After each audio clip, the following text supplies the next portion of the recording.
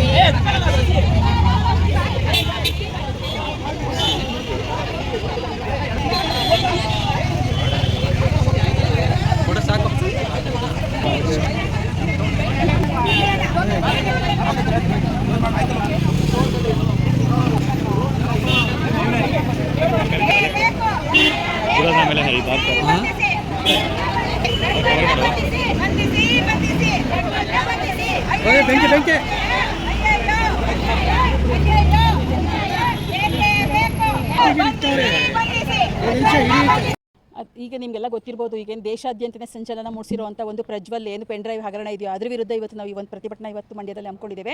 ಅವನೋಗಿ ವಿದೇಶದಲ್ಲಿ ಔದ್ಕೊಂಡು ಕೂತಿದ್ದಾನೆ. ಈಗ ಅವ್ರ ತಂದೆನೂ ಕೂಡ ಅರೆಸ್ಟ್ ಮಾಡಿದ್ದಾರೆ ಇನ್ನೊಂದು ಕೇಸ್ನಲ್ಲಿ. ಹಾಗಾದರೆ ಅವ್ರ ಮನೆಯಲ್ಲೆಲ್ಲ ಇದೇ ಥರ ನಡೀತಿದೆ ಅಂತ ಕೇಳೋದು. ತಂದೆನೂ ಅದೇ ರೀತಿ, ಮಗನೂ ಅದೇ ರೀತಿ. ಇದರ ಏನು ಅರ್ಥ ಇದೆ ಹಿಂಗಂದರೆ? ಹಾಗಾದರೆ ಹಾಸನಲ್ಲಿ ಪ್ರಜಾಪ್ರಭುತ್ವ ಇಲ್ವಾ? ನಾವು ಕೇಳ್ತಾ ಇರೋದು, ಪ್ರಜಾಪ್ರಭುತ್ವ ಇಲ್ವಾ? ಪಾಳೆಗಾರಿಕೆ ನಡೀತಾ ಇದೆಯಾ? ನಾವು ಅಂದ್ಕೊಂಡಿದ್ದೀವಿ ಈಗ 20ನೇ ಶತಮಾನ, ದೇಶದಲ್ಲೆಲ್ಲ ಪ್ರಜಾಪ್ರಭುತ್ವ ಇದೆ, ಎಲ್ಲ ಹೆಣ್ಮಕ್ಳೆಲ್ಲ ನಿರ್ಭೀತಿಯಿಂದ ಮಧ್ಯರಾತ್ರಿಯಲ್ಲಿ ಓಡಾಡ್ತಾ ಇದ್ದೀವಿ, 2ನೇ ಪಾಳಿಲೆಲ್ಲ ಕೆಲಸ ಮಾಡ್ತಾ ಇದ್ದೀವಿ. ಹಂಗಿರುವಾಗ ಈ ಥರದೊಂದು ಹಾಸನದಲ್ಲಿ ನಡೀತಾ ಇದೆ ಅಂದರೆ ನಿಜವಾಗ್ಲೂ ಮನುಕುಲ, ಹೆಂಗಸರು, ಮಕ್ಕಳು ಎಲ್ಲ ಸೇರಿ ಎಲ್ಲರೂ ತಲೆ ತೆಗೆಸುವಂಥ ವಿಚಾರ. ಪಾಪ ಅಲ್ಲಿ ಬಳಕೆ ಆಗಿರೋ ಹೆಣ್ಮಕ್ಳ ಕಥೆ ಏನು, ಅವ್ರ ಫ್ಯಾಮಿಲಿಯವ್ರ ಕಥೆ ಏನು, ಗಂಡ ಮಕ್ಕಳು ರೋಡ್ನಲ್ಲಿ ಓಡಾಡೋದು ಹೆಂಗೆ, ಈ ಥರ ನಡೆದ್ರೆ ಹಂಗಾಗಿ ನಾವು ಇದನ್ನು ಖಂಡಿಸಿ ಅವನ್ನ ಆದಷ್ಟು ಬೇಗ ಎಲ್ಲಿದ್ದರೂ ಹಿಡ್ಕೊಂಬಂದು, ಅಂತ ಏನಾದರೂ ಅವನಿಗೆ ಅಷ್ಟೊಂದು ಆಸೆ ಇದ್ದರೆ, ಅಷ್ಟೊಂದು ಇದ್ದಿದ್ರೆ ಈ ನೀಲಿ ಚಿತ್ರ ಅಂತಲ್ಲ ಅಂಥದ್ರಲ್ಲಿ ನಟಿಸ್ಬೋದಾಗಿತ್ತಲ್ಲ, ಅವನು ನಟನೆ ಮಾಡ್ಬೋದಾಗಿತ್ತು. ಯಾಕೆ ನಮ್ಮ ಹೆಣ್ಮಕ್ಳನ್ನ ಕರ್ಕೊಂಬಂದು ಈ ಥರ ವಿಚಿತ್ರ ಹಿಂಸೆ ಕೊಟ್ಟು ಈ ಥರ ಮಾಡ್ತಾ ಇದ್ದಾನೆ? ಇದನ್ನು ನಾವು ಕೇಳಕ್ಕೆ ಬಯಸ್ತೀವಿ. ದಯಮಾಡಿ ಮುಂದಿನ ದಿನಗಳಲ್ಲಿ ಇಂಥ ಕಾಮಕರಿಗೆ ಒಂದು ಪಾಠ ಆಗಲಿ, ಆ ಥರ ಅವನಿಗೆ ಶಿಕ್ಷೆ ಕೊಡಬೇಕು. ಕರ್ಕೊಂಬಂದು ಅವನು ಯಾವುದೇ ದೇಶದಲ್ಲಿದ್ದರೂ ಮುಂದೆ ಯಾರು ಮಾಡಬಾರ್ದು. ತಂದೆ ಮಕ್ಕಳು ಎಲ್ಲ ಇದೇ ಕೆಲಸ ಅಂದರೆ ಏನು ಅಸಹ್ಯ. ನಾವು ಯಾವ ಯುಗದಲ್ಲಿದ್ದೀವಿ? ಕಾಡು ಮನುಷ್ಯರು ಕೂಡ ಈ ರೀತಿ ನಡ್ಕೊಳ್ಳಲ್ಲ, ಅಷ್ಟು ಕೆಟ್ಟದಾಗಿದೆ ಅವ್ರ ನಡವಳಿಕೆ.